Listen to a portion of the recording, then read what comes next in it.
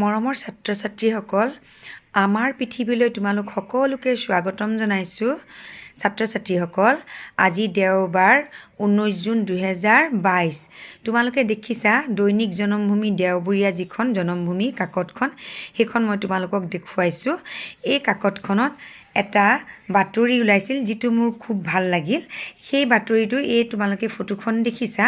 এই ফটোখন আমাৰ ভাৰতবৰ্ষৰ বৰ্তমানৰ প্ৰধানমন্ত্ৰী মাননীয় নৰেন্দ্ৰ মোদী ডাঙৰীয়াই তেখেতৰ মাতৃৰ পদযুগল ধুৱাই আছে, নহয়নে বাৰু? তেখেতৰ মাতৃ হীৰাবেনৰ যোৱাকালি অৰ্থাৎ 18 জুন তাৰিখে তেখেতৰ মাতৃৰ জন্মদিন আছিল। আৰু সেই মাতৃৰ জন্মদিনৰ উপলক্ষে প্ৰধানমন্ত্ৰী ডাঙৰীয়াই তেওঁৰ মনৰ আৱেগ এই বাতৰিটোত প্ৰকাশ কৰিছে। আৰু আমি এই বাতৰিটো আজি পঢ়িবলৈ পাইছোঁ আৰু লগতে পলমকৈ হ'লেও তেখেতৰ মাতৃলৈ তেখেতৰ মাতৃৰ জন্মদিনৰ শ্ৰদ্ধা জ্ঞাপন কৰিছোঁ। আৰু মোৰ ভাল লগাত মই এই বাতৰিটো পঢ়িবলৈ বিচাৰিছোঁ তোমালোকৰ আগত। পিতৃ মাতৃ আমাৰ সকলোৰে শ্ৰদ্ধাৰ, নহয়নে বাৰু? আমি ভগৱান সৰ্বোচ্চ শক্তি বুলি জানো আৰু জীৱিত কালত আমি ভগৱানক নাই দেখা, কিন্তু আমি আমাৰ পিতৃ মাতৃক ভগৱান হিচাপে মানিব পাৰোঁ। আমি পিতৃ মাতৃ আমাৰ কাৰণে ভগৱান, কাৰণ কেলে পিতৃ মাতৃয়ে এনেকুৱা এটা সম্পৰ্ক যি আমাৰ সদায় সৎ চিন্তা কৰে। গতিকে প্ৰধানমন্ত্ৰীয়ে তেখেতৰ মাতৃক লৈ কি ভাবিছে, কি তেওঁৰ আৱেগ কি, এই বাতৰিটোত ওলাইছে। মই অকণমান পঢ়িছোঁ, তোমালোকে মন দি শুনিবা হওক দেই। ইয়াত দিছে চোৱা। শতবৰ্ষত ভৰি দিলে প্ৰধানমন্ত্ৰী মোদীৰ মাতৃয়ে। মা কেৱল এটা শব্দ নহয়, এলানি আৱেগ। নতুন দিল্লী 18 জুন। শনিবাৰে পোষ্ট কৰা এটা ব্লগত প্ৰধানমন্ত্ৰী নৰেন্দ্ৰ মোদীয়ে তেওঁৰ মাতৃয়ে 100 বছৰত ভৰি দিয়াৰ দিনটোত মাতৃৰ প্ৰতি শ্ৰদ্ধা জ্ঞাপন কৰে। এটা দীঘলীয়া পোষ্টত মোদীয়ে তেওঁৰ শৈশৱ ৰোমন্থন কৰি তেওঁৰ মাতৃ হীৰাবেনৰ ত্যাগৰ কথা উল্লেখ কৰে আৰু মাতৃৰ জীৱনৰ বিভিন্ন দিশে কেনেদৰে তেওঁৰ মন, ব্যক্তিত্ব আৰু আত্মবিশ্বাস গঢ় দিলে সেই বিষয়ে কয়। মোদীয়ে গুজৰাটত মাতৃক লগ ধৰি তেওঁক সেৱা কৰি আশীৰ্বাদো লয়। মোদীয়ে কয় যে শীতৰ গৰীব কল্যাণ বাবে সবল সিদ্ধান্ত ল'বলৈ তথা মন দিবলৈ সদায় প্ৰেৰণা যোগাইছিল, যি হৈছে এতিয়া তেওঁৰ চৰকাৰৰ কেইবাখনো কল্যাণ আঁচনিৰ মূল। মোদীয়ে কয়, যেতিয়া 2001 চনত বিজেপিয়ে তেওঁক গুজৰাটৰ মুখ্যমন্ত্ৰীৰূপে বাছনি কৰিছিল, তেতিয়া তেওঁৰ মাতৃ আনন্দিত হৈছিল আৰু তেওঁ কৈছিল, মই চৰকাৰত তোমাৰ কাম কি মই নাজানো, কিন্তু মই বিচাৰোঁ তুমি যাতে কেতিয়াও উৎকোচ গ্ৰহণ নকৰা। প্ৰধানমন্ত্ৰী মোদীয়ে কয় যে তেওঁৰ মাতৃয়ে আন মানুহৰ আনন্দত সুখ পায় আৰু বৰ বহল হৃদয়ৰ।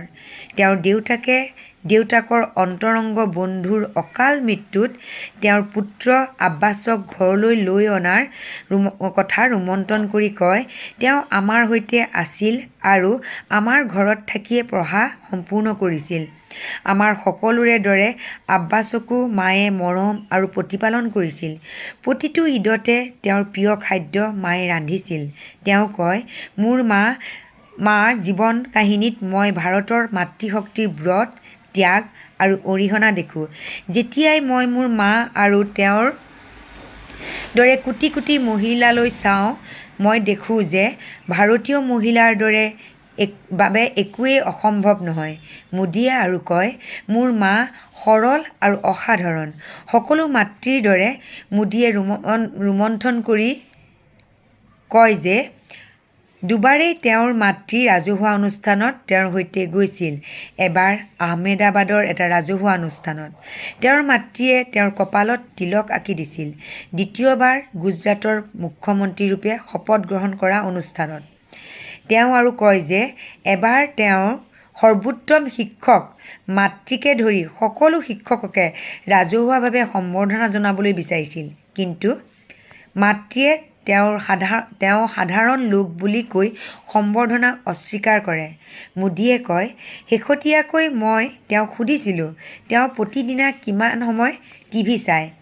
তেওঁ উত্তৰ দিলে যে টিভিত বেছিভাগ মানুহেই পৰস্পৰ কাজিয়া কৰাত ব্যস্ত থাকে আৰু সেয়ে তেওঁ কেৱল শান্তভাৱে বাতৰি পঢ়ি সকলো ব্যাখ্যা কৰা অনুষ্ঠানহে চায়। মোদীয়ে তেওঁৰ জীৱনত পিতৃ মাতৃৰ ভূমিকাৰ কথা উল্লেখ কৰি কয়, মোৰ জীৱনৰ যিবোৰ ভাল আৰু মোৰ চৰিত্ৰৰ যিবোৰ ভাল সেইবোৰৰ বাবে মোৰ পিতৃ মাতৃহে প্ৰশংসাৰ পাত্ৰ। উল্লেখযোগ্য যে প্ৰধানমন্ত্ৰী মোদীৰ মাতৃ হীৰাবেনৰ জন্ম হৈছিল 1923 চনৰ 18 জুনত। ছাত্ৰ ছাত্ৰীসকল, সঁচাকৈ নহয়নে? পিতৃ মাতৃ আমাৰ কাৰণে ভগৱানৰ সৰ্বোচ্চ উপহাৰ। সেইকাৰণে আমি সকলোৱে আমাৰ পিতৃ মাতৃক শ্ৰদ্ধা জ্ঞাপন কৰিব লাগে আৰু সঁচা অন্তৰে শ্ৰদ্ধা জ্ঞাপন কৰিব লাগে। ভাৰতৰ প্ৰধানমন্ত্ৰী হৈও প্ৰধানমন্ত্ৰী মোদী ডাঙৰীয়াৰ কিন্তু মাতৃ আৰু পিতৃৰ প্ৰতি শ্ৰদ্ধা কিন্তু কোনোদিনেই কম নহয়। আমি আগতেও বহুতবাৰ দেখি আহিছোঁ আৰু তেখেতৰ দৰে আমিও হ'ব লাগে। আমিও আমাৰ পিতৃ মাতৃক প্ৰথমতে আমি পিতৃ মাতৃক সদায় আমাৰ সৰ্বোচ্চ সন্মান দিব লাগে, তেওঁলোকৰ আজ্ঞা পালন কৰিব লাগে আৰু তেতিয়া আমি সদায় আমাৰ লগত ভগৱানৰ আশীৰ্বাদ থাকিব আৰু আমি পৃথিৱীৰ যিকোনো ভাল কামতে সফল হ'ব পাৰিম। আজিলৈ ইমানতে সামৰিছোঁ। ধন্যবাদ।